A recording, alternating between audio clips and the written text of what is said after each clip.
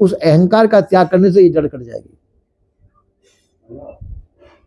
अहंकार क्या है? ये मेरा है, ये मेरा नहीं है, ये अहंकार है। और भजन के द्वारा, भजन यही है कि अहंकार को त्याग दीजिए, आप निर्मल हो जाएंगे, शुद्ध हो जाएंगे, साफ हो जाएंगे, पवित्र हो जाएंगे, सब अंदर का कूड़ा कचरा साफ। कोई आपके पास आए जाएगा, बात मिला ही संत बचन तो ही कहिए, मिला ही असंत मौन हो ही रही है, पंडित सो बोलिए हितकारी, मूर्ख सो रही है, जगमारी कवि साहब का उपदेश है। तो वो अपन ने सफाई कर दी, अब सफाई करने कोई दिक्कत ही नहीं है। यही कूड़ा कचरा, इसी का दुख सुख होता है,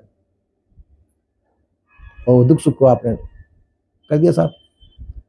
कहते हैं कि एक दफे शनि ने कहा शंकर भगवान से, मैं आऊंगा तुम्हारे ऊपर, मेरा समय तुम्हारे ऊपर आने का है। तो शंकर ने कहा भाई मेरे को तो छोड़ दे, तू संसार में और जगह चले जा। तो नहीं, मेरा समय हो गया आने का, 7.5 साल के लिए आ रहा हूँ। 7.5 की शनि की दशा तेरे ऊपर मैं आ रहा हूँ। शंकर भगवान ने कहा अच्छा, एक वो बुलाया, वो कारीगर, उसने मेरी शाखाओं को काट दे, सब डालियों को कटवा दिया सबको, वो मोटी मोटी डाली रहेगी थोड़ी बहुत, और सब डालियों को कटवा दिया इधर उधर, जिसमें हवा भरती, पत्ते पत्ते सब चल गए। अब वो शनिचर आया, तो शनि ने कहा कि जो मैं आकर के करता वो तो तूने पहले ही से कर लिया, अब मैं आके करूंगा क्या? जो मैं आकर के करता, तेरे डाली फाली को तोड़ता मड़ोड़ता, वो तो तूने पहले ही तोड़वा दी कर दी, अब मैं आके करूंगा क्या? तो इसी प्रकार से ना, किसी प्रकार का कोई भी हमको आपत्ति आती है, कोई दुख आता है, तो दूसरे को अपना मान के या परा मान के आता है, वो अहंकार के कारण आता है। उस अहंकार को त्यागते ही संबंध त्याग हो जाते हैं। जो हमने संबंध मान रखे, उन संबंधों का अहंकार जो होता है, वो संबंधों का अहंकार निकल जाएगा, बहुत कुछ सफाई हो जाएगी, दुख सुखों की सफाई हो जाए। क्यों? संबंध हमने छोड़ दिए। बाहर से मत छोड़ो, बाहर से पकड़े रहिए भली, अंदर से निकाल दो। अंदर से जो हमने संबंध जोड़ रखा है संसार से, उस संबंध को निकाल दो। ये भजन है। अंदर से संबंधों का त्याग कर दिया तो बाहर का कोई कुछ कहेगा सुनेगा तो आपको दुख सुख नहीं होगा। दुख सुख यूं होता है कि ये मेरे बच्चे हैं, ये मेरी बेटी है, मेरे बेटे हैं, ये मेरी बहुएं हैं, इन्होंने मेरे से ऐसे कह दिया, ऐसे कह दिया, ये बहुत दिन तक कूड़ा कबाड़ा पर आ जाएगा। अब रास्ते में चल के जा रहे, कोई कुछ कह दे तो उसका इतना होगा, जिससे कोई संबंध ही नहीं है, तो कुछ नहीं होगा। जो संबंध है, जिनको आपने लाड़ प्यार दिया है, जिनको आप संभाल के रख रहे हैं, जिनको सब कुछ कर रहे हैं उनके लिए, अब वो कुछ कहेंगे सुनेंगे, वो दुख होगा, और वो दुख बहुत दिनों तक नहीं निकलेगा। तो आप उस चीज को पहले ही भूल लो।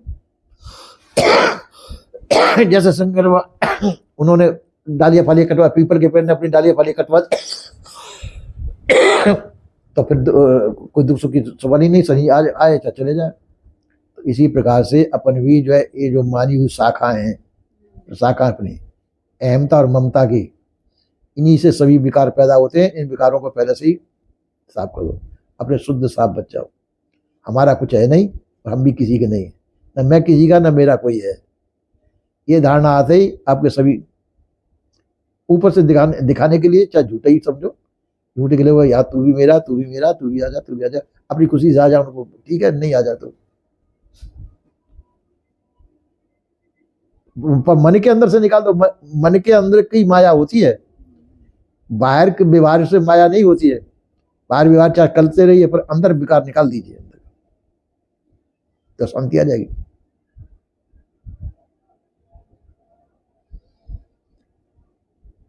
तो दुख सुख मन की मानिंदी है, मन की मान्यता है दुख और सुख।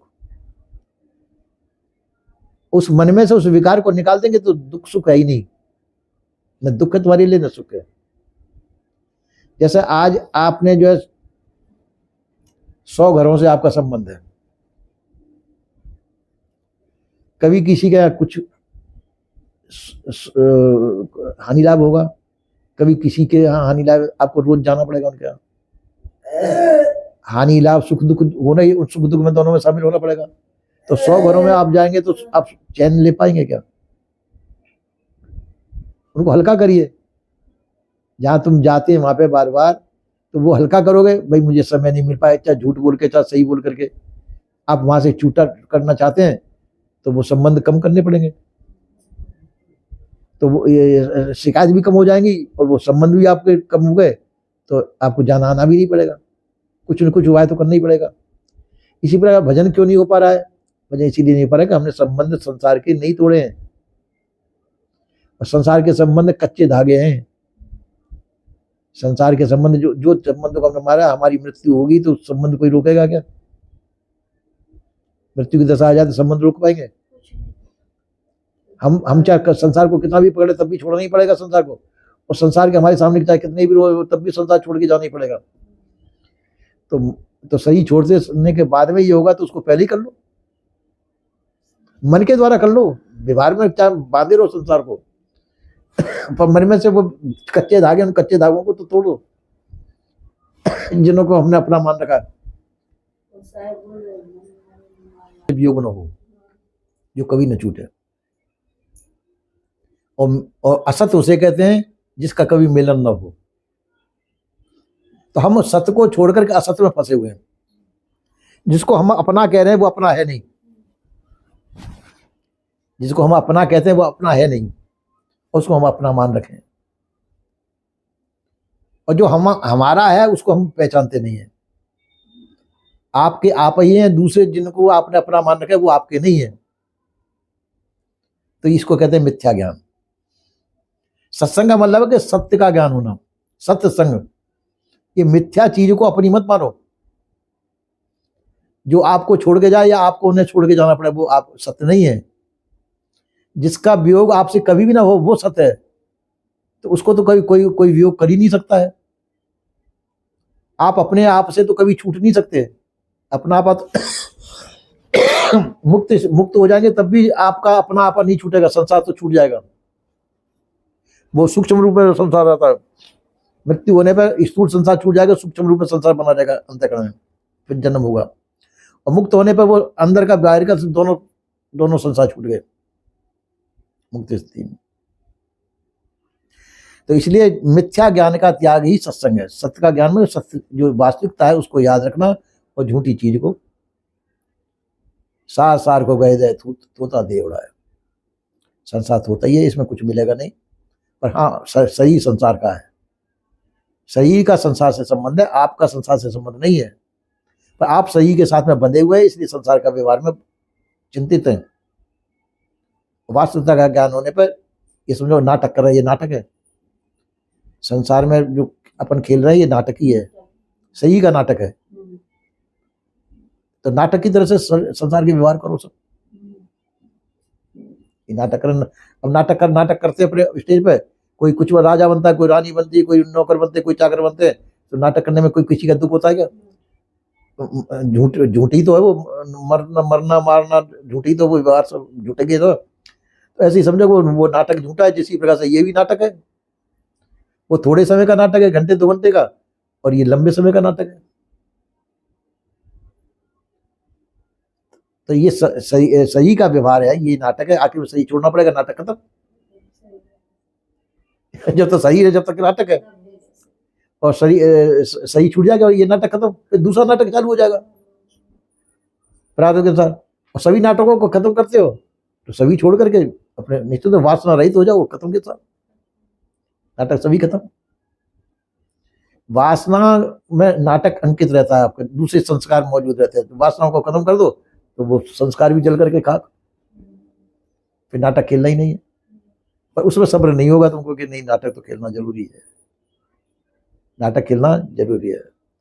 आजकल जो जैसे जेवर पहनते हैं अपन, तो जेवर असली जेवर नहीं हो तो हम नकली जेवर पहनते हैं। इसी प्रकार से हमने ये नकली जेवर पहन रखे हैं। नकली जेवर असली जेवर दोनों को छोड़ दो तो छुट्टी हो जाएगी, मतलब शांति आ जाएगी। इसी प्रकार से जिससे भय पैदा होता हो, जिससे हर्ष शोक पैदा होते हो, उन विकारों का त्याग देने से मन में शांति आएगी। जो हमारी है ही नहीं उसका हम अपना मानते हैं, वो अपने आप को हम जानते नहीं, बस यही दुख का कारण है। इसको सुलझा लेना चाहिए।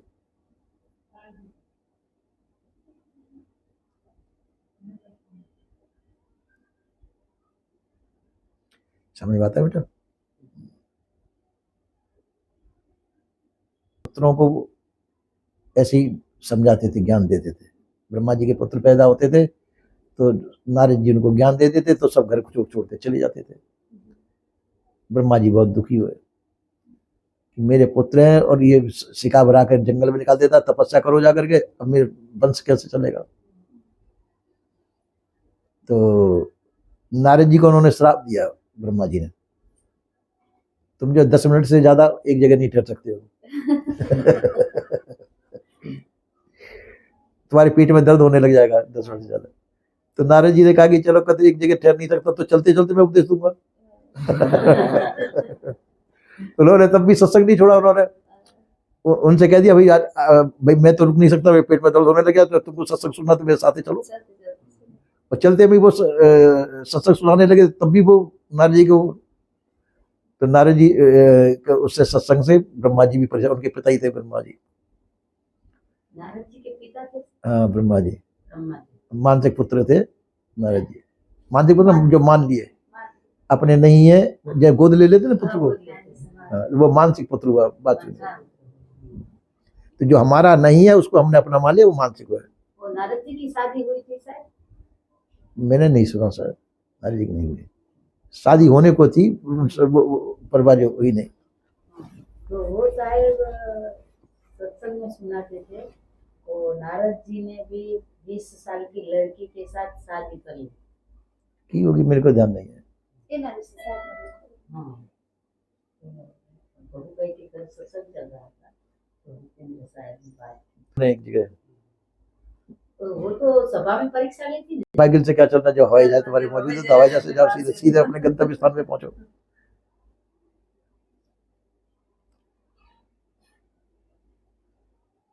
और जिनके पास हवाई जहाज नहीं तो उनको साइकिल का भी रास्ता बता दे, पैदल का रास्ता भी बता देते। सच्चे गुरु मिले तो जहाज में बिठाएंगे, उनको डायरेक्ट रास्ता बताएंगे।